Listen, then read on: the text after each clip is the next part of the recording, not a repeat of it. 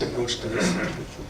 Judicial activism started in the year 1980s with the Supreme Court expanding the scope of public interest litigations. All shackles of procedure, locus, formalities of legal procedure were given a go-by in larger public interest. A simple postcard containing a complaint from a citizen of India was entertained as a PIL. Due regard was given to people's fundamental rights. The court in such petitions has been giving two kinds of reliefs broadly. One is declaratory reliefs, the second is mandatory reliefs. Declaratory orders do not contain any consequential directions.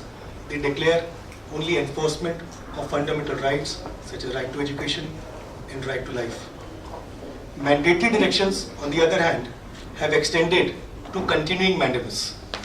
For example, in the year 1992, we had this case of T.N. Godavarman, which brought to the Supreme Court illegal felling of trees.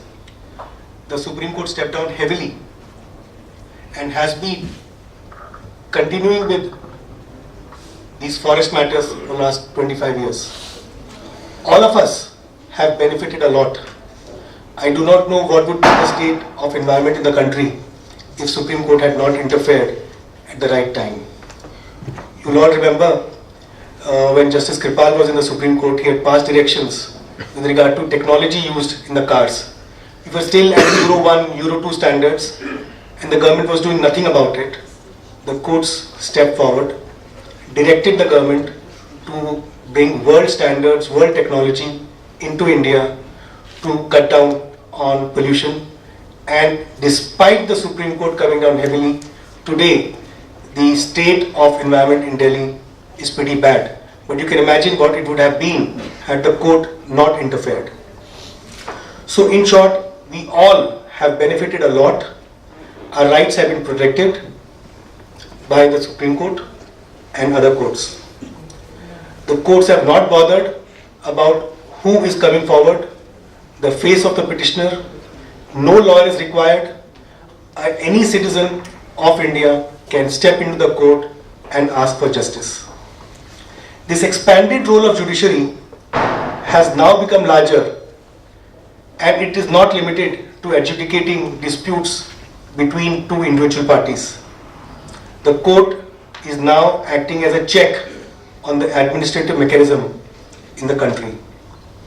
In the last decade, however, we have seen a further expansion of interference by the courts in policy matters which have a severe economic impact. These are cases which do not impact one or two business houses or industries, but have a mass impact. The consequences of such judgments are felt by foreign investors, employees, vendors, banks, institutions, shareholders, thousands of people. This then brings to fore what should be the approach. As my friend mentioned, in the screening committee, there were 25 members who sat together, assessed the applications and granted allocations. The Supreme Court today finds that the procedure was completely arbitrary. There was no comparative analysis. Anybody's individual merits were not considered. The Supreme Court has also questioned the legality of the right of the government to grant the allocation. So now we come to this: should the Supreme Court or the court which is faced with such illegality supposed to shut its eyes, supposed to say sorry, we cannot interfere, sorry, we cannot lend our hand and bring in the rule of law, or should it set aside and quash the procedure? This brings to light the implementation of a policy decision. How does a government decide a policy matter? They have consultants, they have advisors, there is a deliberation, pros and cons of all decisions are analyzed. There are voices which support a particular decision, there are voices which are against it. But the government takes a holistic decision and takes a policy decision. This policy decision is then implemented. On that basis, industries such as my friends have made huge investments. Tens of thousands of crores have invested. They are employing many people, thousands of people. The banks and institutions have lent and advanced monies on the basis of this policy decision. 10 years after this, the court finds that the procedure is illegal. So now we have to balance the two aspects. Is the court supposed to shut its eyes, or the court is supposed to step into take a forward decision, an activist approach, and set right the illegality? Because ultimately the court is acting in public interest. The court cannot ignore a blatant illegality or arbitrary action. At the same time, the interest of an individual, interest of an industry, interest of entrepreneurs and investors also has to be safeguarded. So how does one balance the approach? That's a moot question. It's a key question. How do you temper the impact on the economy with such decisions?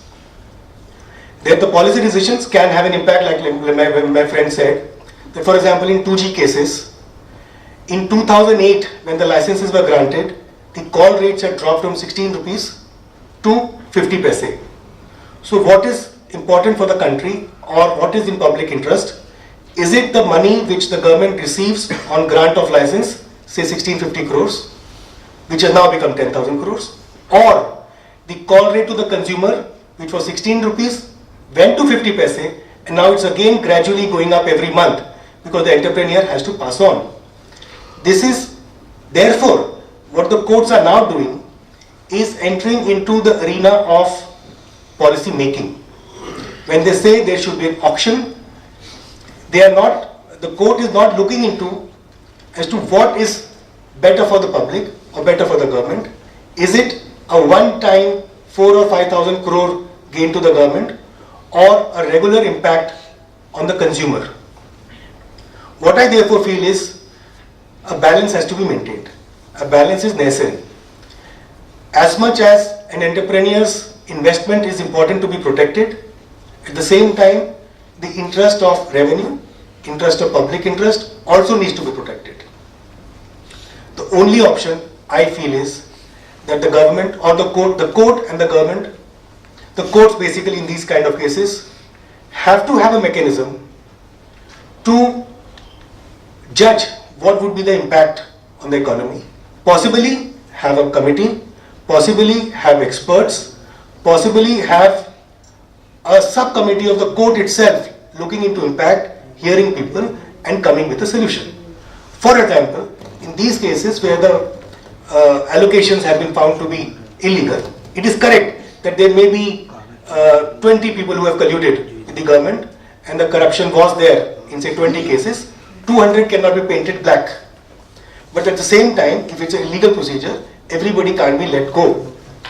So a committee or some mechanism has to be worked out to balance the interest of the entrepreneur as well as the public interest. For instance, here the CAG found that the loss to the government is rupees 295.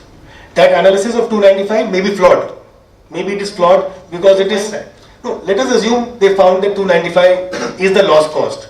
What they have done is they have seen 1 year Coal India profit of 295 and assume that everybody in the last 20 years has made 295 profit and that should be the compensation. Maybe it was right, maybe it is wrong. It is very difficult to determine what is the exact figure. But there was a possibility or an option before the court to regularize the grants and say very well, each one of you will have to pay 295 for the past, 295 for the future, and we regularize the mine, we save the investment, we save the bank, and we save the institutions. I'll give you an illustration. Yesterday only, it's come in the paper, the Bombay High Court has passed a judgment in respect of a land which was sold by CIDCO in the year 2004. One of Asia's biggest malls have been opened there, which is Pride of Bombay. It's called the Inorbit Mall. There's a huge hotel which has been constructed. There are thousands of shops which have opened. Thousands of crores of investment has been made. And the High Court yesterday, after 10 years, has found the allocation or the allotment to be illegal. They have found that the CIDCO has suffered a loss of 50 crores. They have been kind enough to give to the developer a period of 6 months. The period of 6 months is not for the purpose of regularizing or to file an appeal. The period of 6 months has been given so that the developer restores the land to the same state it was given to him 10 years back. That is, in 6 months, he has to demolish the entire structure, remove the rubble and give the land to the government. Now, is this a proper solution? Let us assume maybe there was an irregularity. The court has found there is, say, a loss of 50 crores.